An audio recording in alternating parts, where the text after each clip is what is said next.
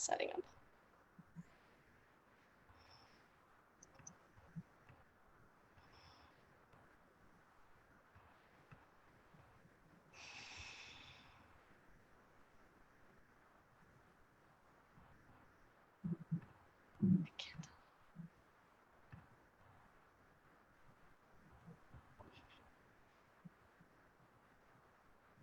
Okay. A few people joining us on Facebook. Give it another minute. Great, thank you.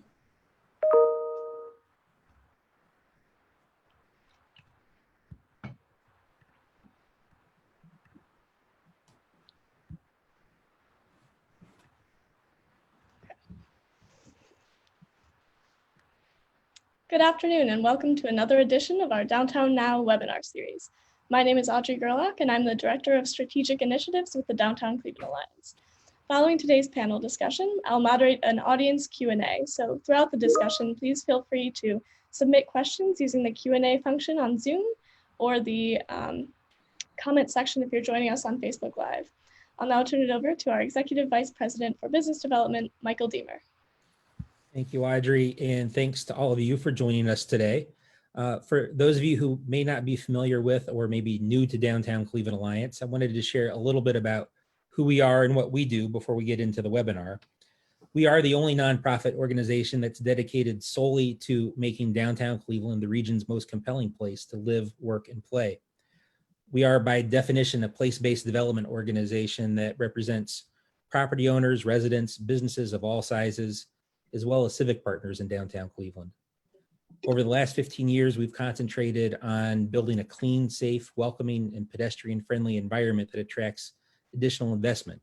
We're trying to build the kind of place where residents and office workers can walk to meet their daily needs, and where local retailers and restaurateurs animate the streets, and where people, individuals, and families can build a life for themselves. We obviously cannot do this work without the generous support of our partners, individuals, property owners, small businesses, corporate partners, and foundations. We've launched a Unite CLE fund to help supporters find a way to contribute at this time when downtown really needs more help than ever. And donations to our Unite CLE fund support small downtown businesses, our Voices of CLE mural program. It helps us expand our SEEDS workforce readiness program that provides skills and job training to individuals who are homeless, and it sustains our Downtown Cleveland Homeless Fund that helps us connect individuals who are homeless with both shelter and needed services. You can find out how to contribute to that fund by visiting us at downtowncleveland.com. Well, we're here today for another edition of the Downtown Now webinar series, and we've used this webinar over the course of the spring, summer, and fall to really talk about the issues that are impacting downtown and our response to them in what has been a very unique and singular year. And we're here today to talk a little bit about last week's election results and what they mean for downtown Cleveland and economic development and business growth. And we have the really ideal partner here to talk with us today about the election and what it means for downtown Cleveland's and the region's economy. We're joined today by Marty McGann, who's the Executive Vice President of Advocacy and Strategy at Greater Cleveland Partnership. So Marty, thanks for joining us today. Yeah, good to be with you, Michael. Well, before we get into talking about the results and public policy, what if you could just tell our audience a little bit about the partnership and your role there? Yeah, thanks, Michael. Thanks to Downtown Cleveland Alliance. We've been long-term partners with the organization and on a host of different initiatives. So it's good to be with you and your members. From our perspective, we're a Chamber of Commerce. We're the largest regional Chamber of Commerce in the country with 12,000 members. We advocate, and our role in our department is to advocate on behalf of businesses, small, medium, and large, across all different industries within our economy, within our regional economy, to improve the economic vitality of our region. So across our chamber, we have a number of other initiatives and sort of program areas, from ensuring that our businesses have equity and are working to diversify their staff, their board, their spending, to a real estate investment affiliate of ours, to a workforce initiative, to business retention and expansion efforts generally. So pretty broad responsibilities within our community to partner with others and to really advance our economy. Again, our role, or my role, is to be the lobbyist, to really talk with federal, state, and local office holders to have a agenda and an environment that is right for business attraction, for growing businesses in our economy. So that's really been our focus. Well, I wonder if you could set the table for us a little bit. Obviously, this has been a challenging year across the board for the economy and the business community and all of our stakeholders. And what if you could talk a little bit about the advocacy priorities that the partnership had coming into 2020, and how those may have evolved over the course of the pandemic and the rise of movements for racial equity. No, that's a really good point, Michael. We come out with a public policy agenda every 2 years. We're actually going through the process right now to finalize our next public policy agenda, and we'll put that out at the early part of January. We do that every 2 years of the new Congress and new General Assembly to really say, this is what we think good public policy would be for our community. So we did that 2 years ago, never envisioned a pandemic in the midst of that.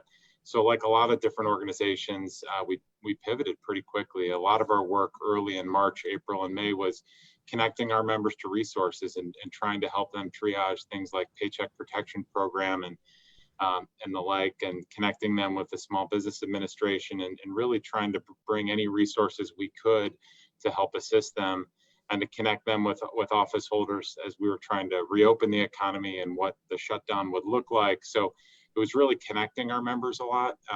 We also put out a new in-gear platform, a new website platform for business retention and expansion that would be a sort of a one-stop shop for businesses looking for resources in our community and information, and that's sort of really helpful. We put that out about 3 weeks before the pandemic struck, and it really served as a good tool for us to have with our members. But like a lot of organizations, the George Floyd incidents and murder earlier this year really pulled front and center issues that we've struggled with a lot, particularly in our community. We know that the data around a lot of issues within the racial challenges within our community and the situations that we've had from killings in our own community that we have worked to confront. So it really pulled that issue front and center in a way that it hadn't been before. And our board took action to join others in the community, the Urban League, the YWCA, and others, in calling for racism to be declared a public health crisis, both at City Hall, but also at the State House, and continue those calls at the State House where that remains a focus. It's passed at the local level, but remain committed. We've had equity and public policy a part of our core for a long time, but I think this really pulled it front and center and made it more of a focus for our organization. Well, I should say, you mentioned the in-gear program going back to the beginning of the COVID pandemic.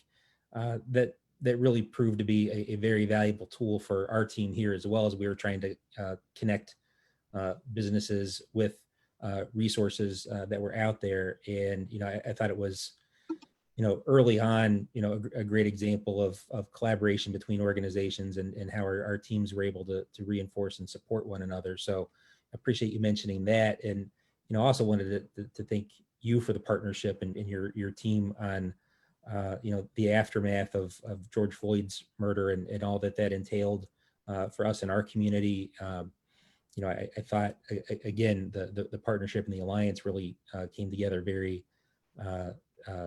nicely at a difficult time to try to address a lot of the underlying issues. And I know that work continues, and you've been a terrific partner in that. So thank you for that and mentioning that good work. And now I guess you've kind of set the table for the things that we've been dealing with through the course of 2020. And in the middle of everything else, we had a big election. And you mentioned that you're working on your public policy priorities for the next 2 years. And I guess what I'd like to do is talk a little bit about the outcome at each level of government, the federal level, the state level. And although we didn't have a lot of local issues on the ballot, we had a big one, and we're heading into a big local election year. So if we could begin with the federal results, and wonder if you could share with us how the partnership is looking at the results, and first of all what it means for the lame duck session, and what opportunities there may be for things like COVID relief. Yeah, I think the dust is still very much settling. So obviously the election, the presidential election being called this past Saturday, the dust is still settling on that, as we haven't had a concession speech from President Trump at this point, or a concession to the race. There's also the Senate runoffs that are happening in Georgia. So right now there's 50 Republican seats and 48 Democratic seats. There's a runoff that will take place on the two seats that have not yet been called in Georgia. Unlike in Ohio, where it's straight who the most votes wins, in Georgia you actually have to have 50% of the vote to be seated, and they had 2 elections for U.S. Senate on the ballot. So that will happen shortly after the new year. There'll be a lot of money spent on those races. But assuming it's a Biden administration, and as the dust settles, the stimulus is kind of back to where it was, or the relief package is back to where it was maybe a couple of months ago. I mean, a couple of months ago, it was about a $500 billion bill that the administration was seeking, and about a $2.3 billion bill that the House Democrats were seeking. The negotiations kind of stalled as we came right down to the election, and nothing happened. And now we're kind of back to square one. I wouldn't be betting on a relief package before the end of this year. I think there's still a window maybe, but it's tough to restart those negotiations, especially in light of politically where we're at. And that has impacts for our state, as there are some CARES dollars that are locked up. CARES is the bill that passed in March to provide a lot of financial support to businesses, states, municipalities, hospitals. A lot of that has deadlines that are coming up over the course of the next week and over the course of the next 6 weeks that lock in some of that relief from the last package. And there's been hope that if we pass another bill, some of those restrictions could be widened. So we're really in a challenged time, especially as we see these cases go back up off the charts. I mean, 7,100 just announced in the last hour for the state of Ohio. So it's a big challenge. But as of right now, it seems difficult to see a big relief package coming through. But again, these are very dynamic situations, and as folks are seated and as the lame duck sessions start, I think that there might be a window, but it just doesn't seem likely right now. With the Biden administration, I mean, all signs that we're seeing is that there's going to be an infrastructure package, and climate control issues are going to be big in that administration. And that's going to be probably the first couple of things out of the gate, is infrastructure and sort of a green or a climate type legislation for the state or for the nation. That's important for our work, as those have been bills in the past that have helped fund things like the Interbelt.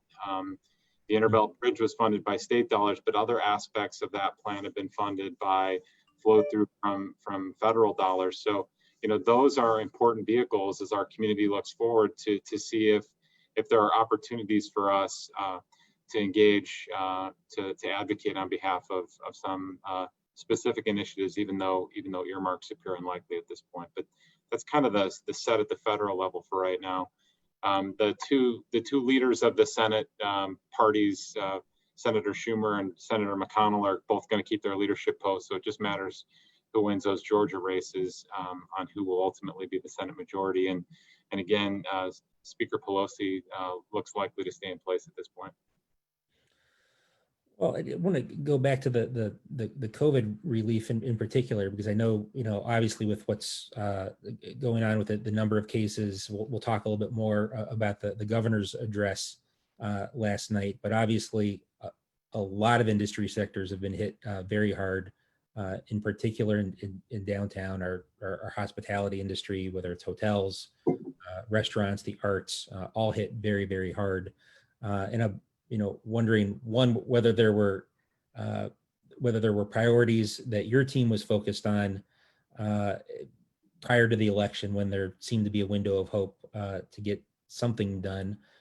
and whether there, as you're looking ahead to the lame duck or the early part of next year, whether there are some key priority areas that your team might be focused on.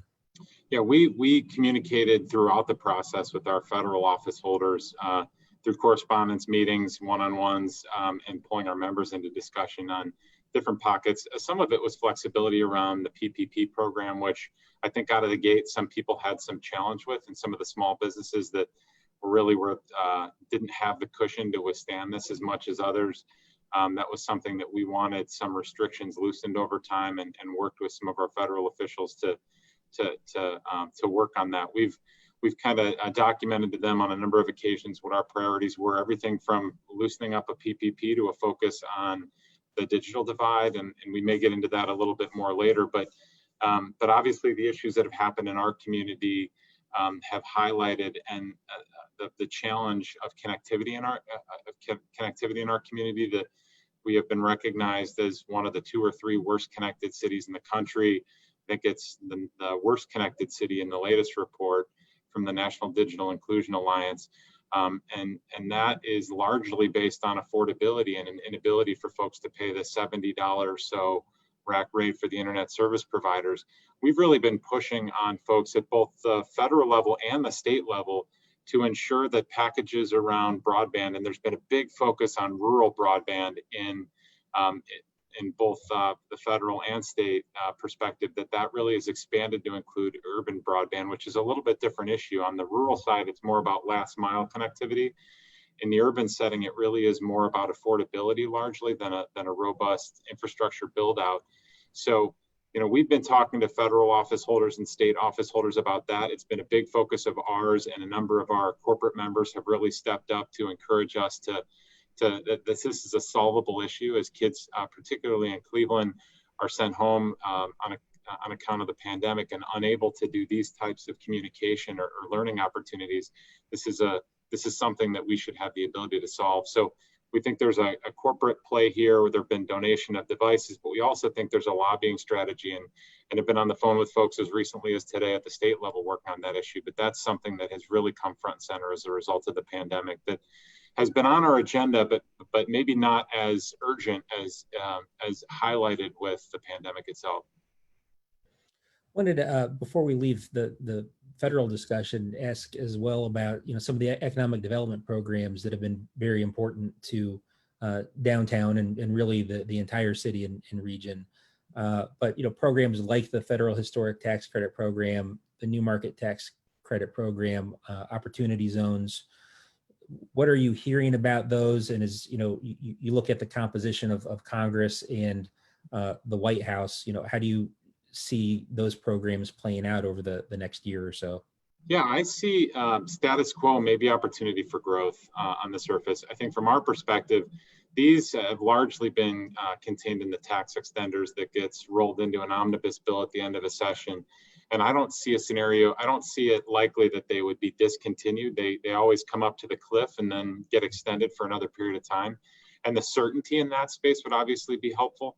I don't see them going away. I see some argument for increasing. I think, and we've made that argument as part of our work within the COVID environment, to say, look, you have tools like the New Market Tax Credit Program that helped us grow out of the recession in the late 2000s by investing and by encouraging others to invest, because that money never really flew alone. That money was really leveraging other resources to projects. So we've made that argument.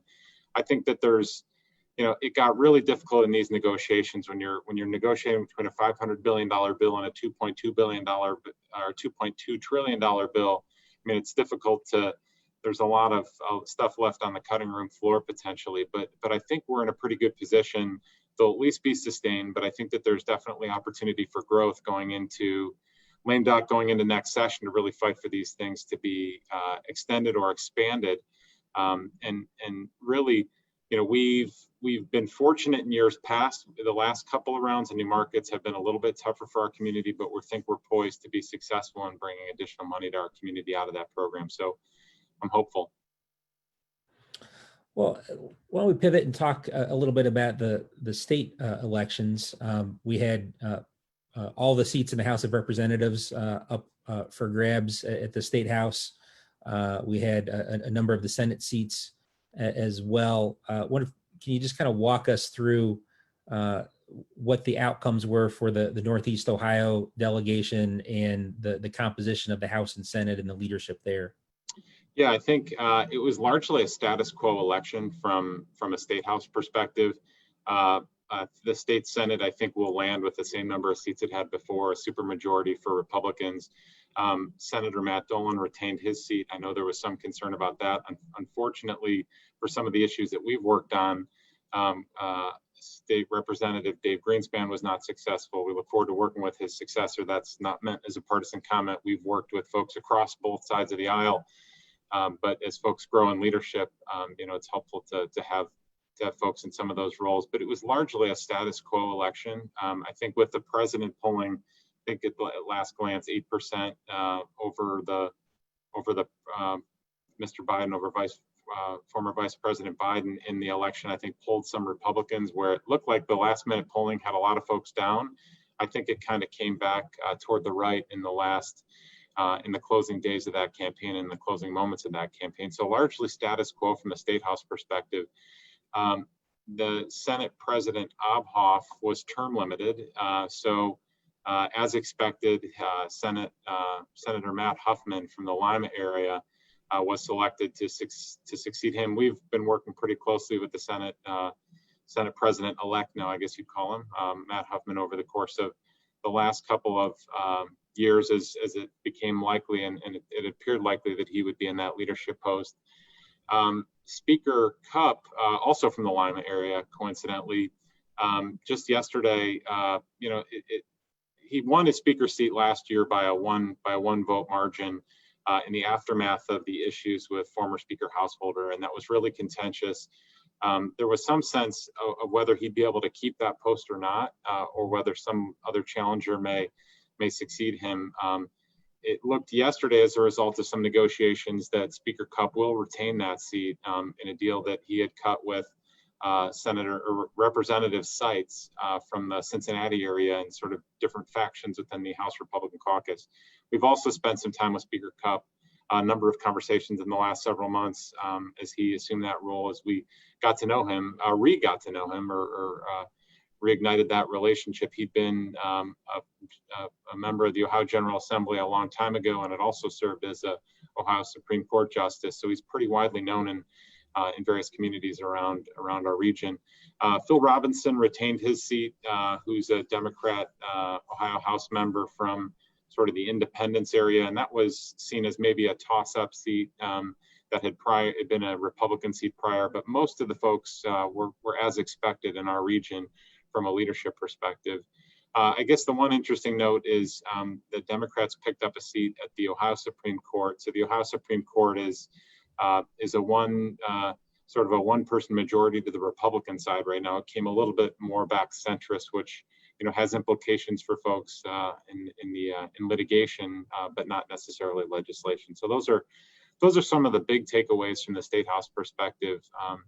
Kind of status quo for now is the look at that election. Well, in light of those results, as you step back and look at the lame duck session at the State House, and what are some of the things that are likely to be priorities for the majorities in the State House, and what are some of the things that the partnership is focused on? Yeah, we've been really focused on a state capital bill, and I know a number of folks in the downtown area have seen the results of prior state capital bills. The state had some funding, and it's had funding in the Rock Hall, it's had funding in Public Square, it's had funding in Irishtown Bend. Countless dollars, frankly, are coming to our region are the result of state capital bills, and we have an expectation that there will be a state capital bill before the end of this year in the lame duck session. They typically allocate about $100 to $120 million statewide, and we typically get about 20 million or so of that, 20 to 25 million. We go through a process with our members to prioritize the list of projects and typically elevate a number of projects from the downtown area. So that's one big thing that we think they'll handle over the course of the next 4 or 5 weeks. The there's also been a lot of discussion around House Bill 6, which was the nuclear subsidy bill that passed a year and a half ago now, I guess, if I'm remembering correctly, year and a half ago, and that faced a challenge of repeal at one point that didn't make it to the ballot for repeal, but has now been kind of pulled front and center with the FBI investigation into former Speaker Householder and some of his associates. And we've seen some recent activity around First Energy as some of these indictments came out. So there's been some discussion over whether there could be a repeal or a replacement of that bill. There's been a number of bills introduced that would perform some of that repeal and replace. A big issue for us was an energy efficiency program in that bill that existed prior to House Bill 6 that was removed to enable the subsidy for the nuclear power plants. We are fighting for that to be restored. We've called for a repeal and replace, and we're hopeful that that will happen. And there's a possibility it could happen in lame duck, but maybe not likely at this point. But that still will be another push. You know, another sort of big discussion point of our members of late has been, you know, the state recently allocated some funding, or is in the process of allocating funding for a small business grant program. There was $125 million that they allocated that was federal CARES money that they've had the authority to put out into the community. They allocated about $125 million of that to small businesses across the state of Ohio. 81 million of that was on a first come, first served basis. So, you know, for us, it was about making sure that our members and folks in our community, across our community, knew about the process. We pulled Director Lydia Mihalik onto a call within a day or two after the program was announced, and have really worked with our members during that period to make sure they understood the application process and that they had all the information in front of them. That was a big thing just a couple of weeks ago that has been a big issue of focus. You know, another thing that kind of transitions from late this year into next year is the state has been running about a $2 billion budget deficit for the remainder of this fiscal year, which ends on June 30th of next year. They've got a $2.7 billion rainy day fund, but at some point we're going to have to reconcile what we use of that rainy day fund and what cuts or adjustments need to be made. I think the state's been looking to see what other federal resources might come down so we don't have to cut so deep just to restore things later if we get federal funding. But that's going to be another debate going into lame duck as we prepare for the next budget cycle. Well, and this may touch on both the lame duck discussion as well as preparation for the next year's 2-year state operating budget that you just mentioned. And that's the issue of tax credits. And, you know, in the federal context, I mentioned obviously the federal historic tax credits have been very important to development in downtown Cleveland. The Ohio historic tax credit has been equally important.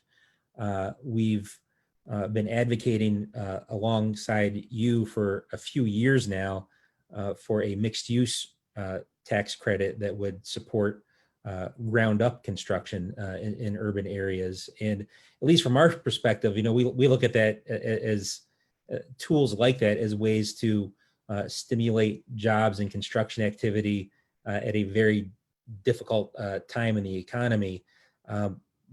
But I wonder, as you're looking at the legislative majorities as they stand, you know, how do you handicap the likelihood of being able to protect and grow the historic tax credit program on the one hand, and we being able to enact a new tax credit program to support urban development in the form of Senate Bill 39 on the other? Yeah, that's a really good question, Michael, and something that we've been spending a lot of time on ourselves. I think some of this is just trade-offs. I mean, if we're going to be cutting pretty deep, where do you find the money to allocate that for a tax expenditure, for a tax credit? From my vantage point, it's a really good sign to me that Senator Kirk Schuring from the Canton area is in leadership at the Ohio Senate. He was just named in the last couple of days as they've been making their leadership assignments. He's really been the champion for that program. He was in the House. He's again in the Senate. We've got a lot of local champions as well, but he was kind of the one that was behind the scenes making it happen. So for me, it's a good sign that he's there, because I think at the very least we want to make sure that we get a good airing of that issue and a good discussion. and if nothing else, not allow it to be eroded through this process, and maybe go on offense. But I think it's tough to tell at this point what the prospects are in that.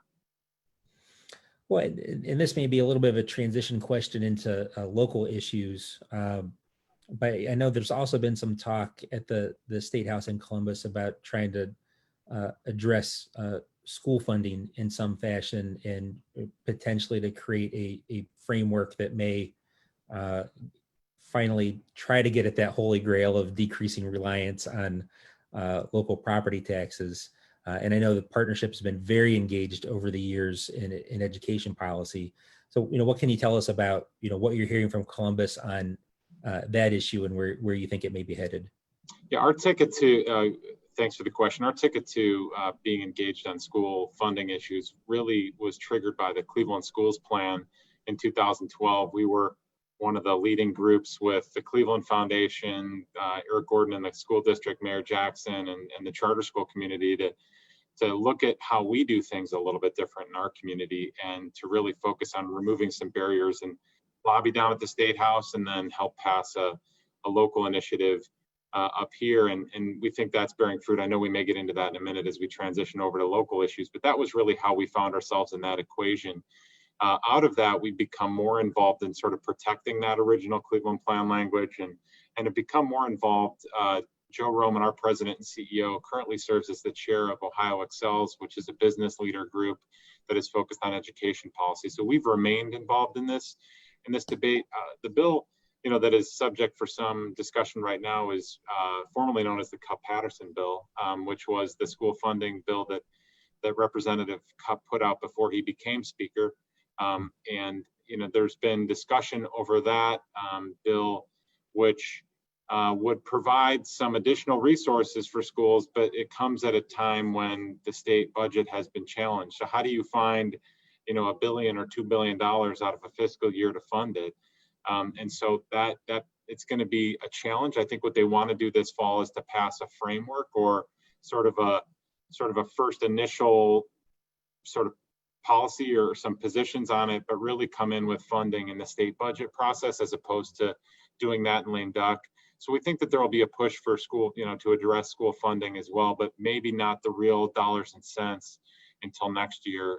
More of just sort of a framework is our sense of what's likely this fall. But that can always change as folks get back into their seats at the State House to debate what should happen. But yeah, that's going to be an ongoing discussion over the course of the next 6 months. Well, and I know we've had a chance to talk a little bit from obviously the continued success of the Cleveland schools are very important to the downtown that we're building, and the resident attraction work that's been so important to downtown. But an item that we're keeping a close eye on, and our board has strongly endorsed is a provision at the State House that would try to bring some transparency and accountability to how appeals of property tax decisions are made. When the school board has to go make a determination about how much a property ought to be taxed for purposes of the local levy. One of the things we hear a lot about is the lack of certainty, the constant filing and refiling and appeals. And we've taken the position of supporting a bill that would require school boards to vote in order to allow their attorneys to file those appeals or claims in the first place. So that's something that we're pushing hard for at the State House, and I think we all have the shared interest in a more sustainable system of funding strong quality schools. But we've taken the position that we need to bring some transparency and accountability to that process. Yeah, I hear you loud and clear, and it's good to know of that. I don't have a sense of whether that has traction this session, or whether it will be something more up for debate next session. But hear you loud and clear. And we've heard some of the same things from our members, that to sell or to buy property in to be fighting, shortly thereafter about the appraised value of that, and to win and then be fighting it again shortly thereafter is just really a challenge. So hear you loud and clear, and it's something that I think we'll need to put a little bit more time into and discussion with our members to get a sense of whether we can join you arm in arm on that. Well, I guess it's a good segue into talking about local issues. Obviously, the big local issue on the ballot was in 2020 the school levy. We're heading into a very important election in 2021 with all the city council seats on the ballot, as well as the mayor's office. So I wonder if you could share a little bit about. I know. The partnership was very supportive of issue 68, the school levy. If you could elaborate a little bit more on, where you see that headed now, why that was so important to the partnership, and maybe, lay the groundwork for how you, as you're preparing your priorities for the next 2 years, how you're factoring in the fact that we have a very important municipal election on the horizon. No, good points, Michael. And we were big supporters of issue 68, which was the Cleveland schools operating tax levy. It was a 15 mil renewal, which was really based off of the original 2012 levy that we helped pursue, and they renewed it in 2016. They renewed it in 2020. They added an additional 5 mils in 2020, which was, to be frank, concerning for us. I mean, I think it took us some time to wrestle with our members and to see if this is something that we would support, because at the same time, we've been doing a lot of research here at GCP around our tax competitiveness generally against peer cities: Detroit, Buffalo, Pittsburgh, Indianapolis, Cincinnati, Columbus, and have found that we're among the highest taxed, if not the highest taxed, of any of our peer cities. And so, there's this tension there. We want to support schools, but at the same time, how do we ensure that we have a competitive environment to grow business and to attract businesses to our region? In the end, we came out on the side of the schools on this, and in part, it's because the school system was okay with having a 10-year levy as opposed to a permanent levy. From our vantage point, it's better if some of these tax levies have to come back and make the argument to the public, whether they've been successful or not, and to debate, and we can have a civic dialogue around whether we're accomplishing what we really want or whether it's time to have a different kind of discussion in our community. So we were big supporters of issue 68, and there's been a lot of other activity around the schools, whether it's the College Now work that's happened as well to try to provide resources to Cleveland students matriculating to colleges as well. So we've been big supporters of issue 68, and we're glad to see it passed last week by roughly a margin of 60-40. This was the first time it's faced some objection. I know, folks in the downtown area, I heard of some concern from folks in the downtown area on this issue, especially in the light of the pandemic, about folks that are already facing some tough times. And we hear that, and we can appreciate that. On this one, we tipped in favor of the schools. There was another one that was on the ballot, less significant for downtown resource or for downtown assets, as this was the Cuyahoga County Public Library System, which was going for a tax increase. We opposed that one. It was the first time we've opposed a tax levy in a while. We didn't think that they were going for a permanent tax levy and hadn't made as robust of a justification for the 15 million or so operating dollars annually that they would receive. Again, we love libraries. It's part of what is needed for digital to solve the issues around digital divide, but that the rationale around that wasn't quite there. Notwithstanding our objection or our opposition, that did pass as well. Our community's been very generous, and we've supported a lot of that over the years. But this is we're going to have to deal with that tension between tax increases and ensuring that we have a competitive tax environment to grow business. So it's been a really tough issue. With respect to the municipal elections, we've been talking to a lot of the folks that could run for mayor later this year. The filing deadline is around mid-year. There's no strong sense that Mayor Jackson won't run. He's putting out new initiatives and really engaging in various aspects of his work. But after serving for 16 years, we think that there is a potential or a likelihood that he may not, or that other people may challenge him anyway. So we've spent a good amount of time with, 5 or 6 other potential candidates for that race, have engaged them with our members so that they better understand these individuals and start to grow their own relationships. It's a crucial election. It's kind of a once in a generation, especially if Mayor Jackson decides not to run, opportunity to determine the next chapter of our community. So that's going to be really important. We also have spent a lot of time with a number of the council members. We've got good relationships with a lot of them. A couple of them are considering running for mayor, and it's been really important as we try to recover from the pandemic, as we try to bring resources to grow our community again. Having those relationships has been really, really crucial, especially with the councilman for downtown. I mean, we've worked a lot with Councilman Kerry McCormick, and he's been a good friend to our organization. I would imagine he's been the same to yours.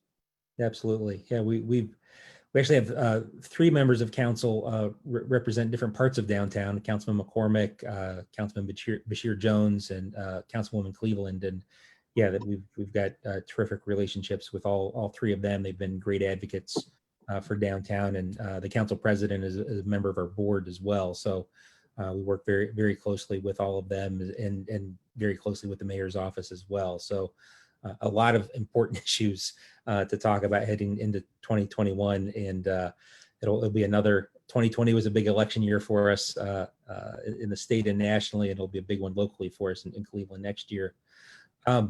We could probably go on and on talking about politics and policy, just the 2 of us for a while, but I know we're getting some questions rolling in from the audience.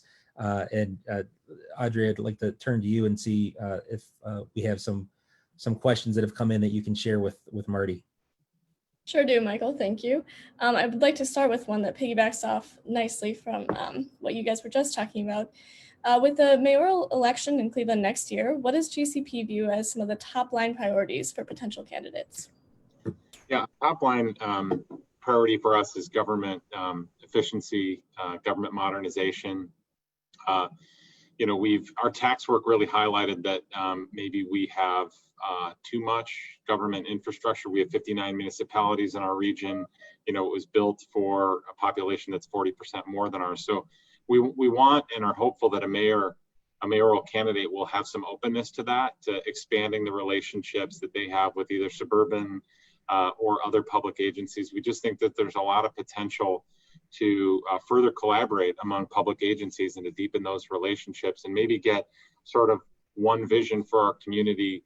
And we just think that there's a lot of potential in that. We've had these conversations with Mayor Jackson as well, and he's been a partner of ours on a number of issues. But as we're really talking to candidates, we think that is that's important. We also, it's an opportunity for us to just look at all of our civic assets a little bit differently in the light of the pandemic. I mean, what do we see as opportunities, and having openness to maybe looking at some of those differently is really important to us. Great, thank you. Our next one, how will GCP shift its strategy or evolve its strategy to support small businesses in light of both the governor's comments last night, as well as just heading into winter, which might present unique new challenges to the small business community? Really, really good question. I mean, we are the largest small business group in the state. With our membership, we have our legacy is with COSI, the Council of Smaller Enterprises, which is a 40-year organization representing small businesses in the state. They're at our core. I mean, I am talking to small businesses daily about how they can get access to the small business grant program that we discussed earlier. A big thing for us has been protecting the small business income tax deduction, which is kind of a niche little issue in the state budget, but is really meaningful to a lot of small businesses in our community to provide them additional resources and to essentially have a lower tax rate for some of their first few $100,000s of spending that they have as a small business. That's been important to our members. We anticipate supporting that as we go forward. And we're talking to folks in the State House daily about, okay, this was the program from a week ago. What else can we do for our small businesses? And beyond the small business grant program, there's other resources for bars and restaurants that were in that announcement last week. I know we can get into the discussion over the governor's comments last night, but we're having that conversation everywhere we can. I mean, we're hopeful that another round of federal support will also help that as well and remove some of the earlier challenges. So small business is essential to us, and they're the ones facing this risk more than anyone. Many of them not having sort of the balance sheet or the built up resources over time to withstand this the way that a lot of the big businesses have. So they're really important to us, and we're doing everything we can to triage these issues. Well, Marty, let's talk a little bit about, because it's still fresh news, the governor's address last night. I know you've been talking to your members over the last close to 24 hours now. We've been doing the same, and I know, hearing a lot of frustration from businesses that feel like that they're following the rules, requiring masks, having distancing requirements in place, following good cleaning and hygiene guidelines, all the things that we're being told we need to do in order to prevent spread and really keep the virus in check, so we can live our lives as normally as possible. But at the same time, we're hearing from our businesses that they're doing all those things. We're seeing our case numbers skyrocket, and I know the governor is, probably feels like he's between a rock and a hard place of, trying to want to support businesses on the one hand, but recognizing the need to get the virus under control in order to have the kind of business operations and economic outcomes we all want. How,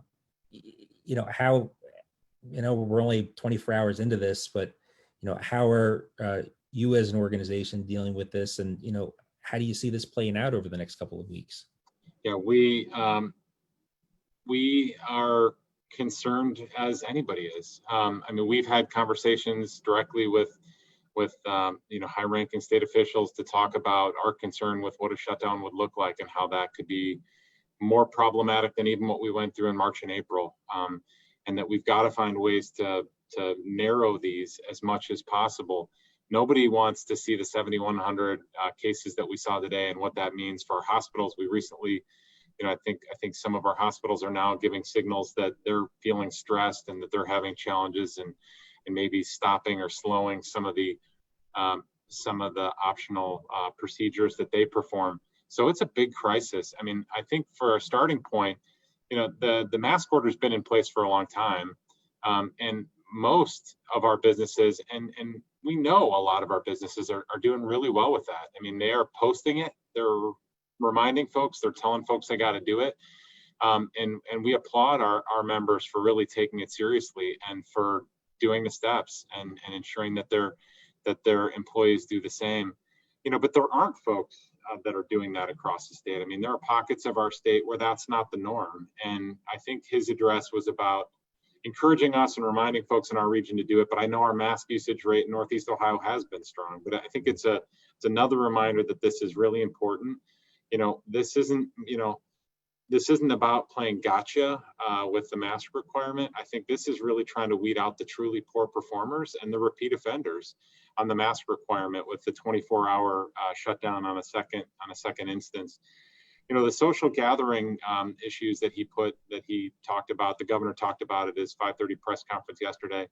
These aren't things that we instinctively, know and see. When you get 20 or 30 or 40 people in close proximity, that's difficult. And that's, I think they've got some record that's where they're seeing this spread come from. So clamping down a little bit on that, while it's challenging to us as individuals, we see as important. When you talk about restaurants, bars, and fitness centers, this is a really big challenge.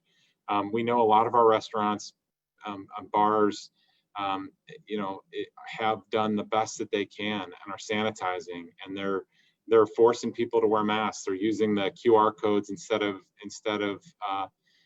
menus, and that they're doing the best they can. I think the governor is seeing signs that's where a lot of this growth is coming from, and he's running out of levers to pull, I think, is what you're seeing. So I'm not certain what he will do. I know the assessment's kind of a week from today that they're going to come back and look at it and say, hey, how are we doing?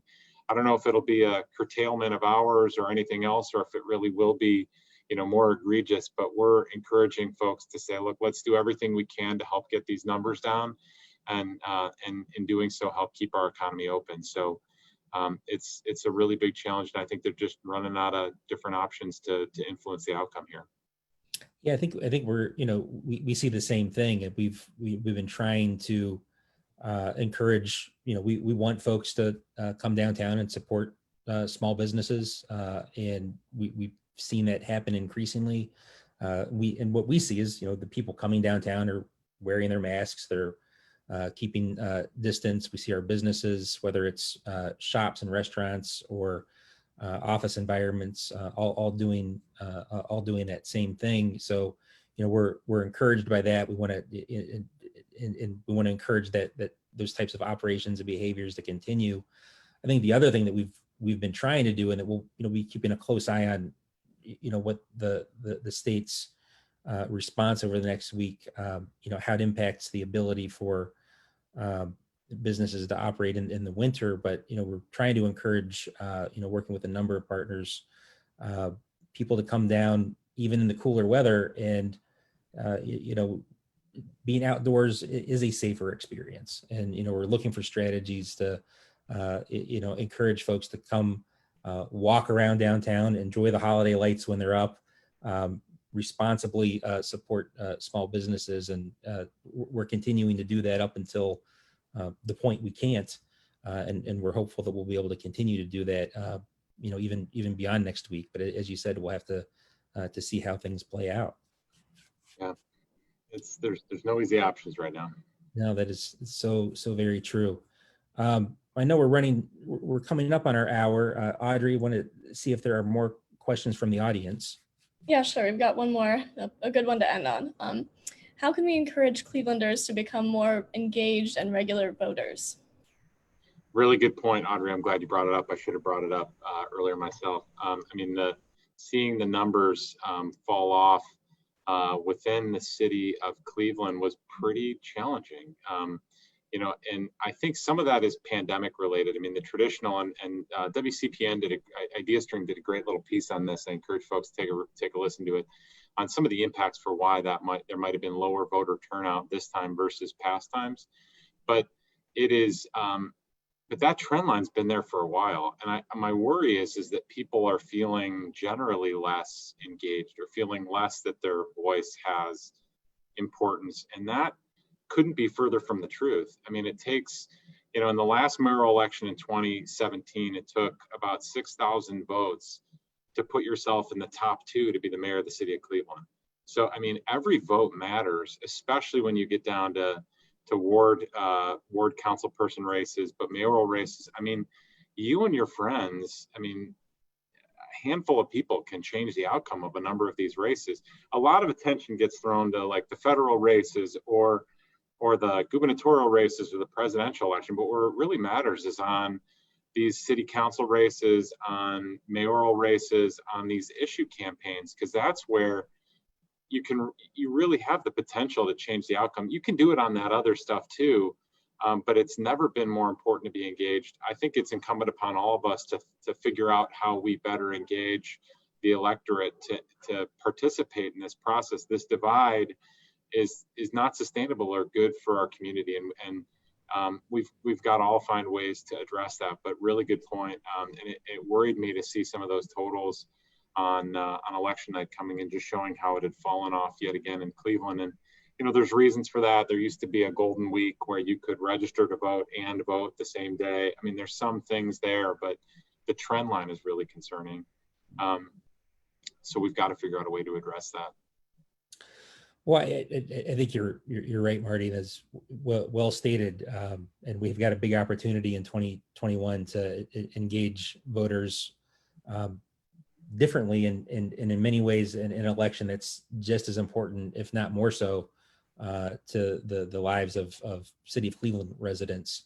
And we look forward to working with you and your team to try to register and engage our Cleveland voters and turn them out next year, and work on all the policy issues that we've talked about today.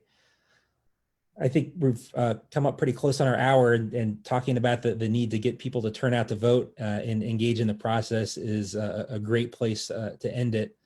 Marty, I really want to thank you for your time today and your partnership on all the issues that we've talked about. And, we very much look forward to working with you going forward. Yeah, Michael, Audrey, thank you so much for inviting me to participate. Enjoyed it, and enjoy our partnership that we have working with DCA on issues impacting downtown. So thank you. And I want to thank everybody in the audience for joining us as well. We appreciate your time.